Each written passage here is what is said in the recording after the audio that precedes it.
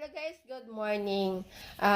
Yung sa akin lang kasi marami kasi nagsasabi sa akin na kung ano daw ang reaction ko sa 299 na engagement ring.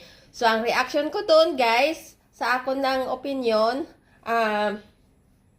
ang engagement ring guys ay hindi naman yan sa kung gaano kamahal yung binibigay sa iyo na engagement ring ng iyong boyfriend. Iyon ay tunay na pagmamahal, ipinapakita na niya sa iyo na talagang totoo siya kasi kahit papaano nakabili siya ng ganun, 'di ba? Ng 299. So malay natin guys, mas meron pa siyang ibang pinag-iipunan, baka sakaling meron siyang pinag-iipunan para sa iyo kapag kasal na kayo. So hindi basihan, para sa akin, hindi basihan yung engagement ring. Okay na ngayon sa akin na magpo-propose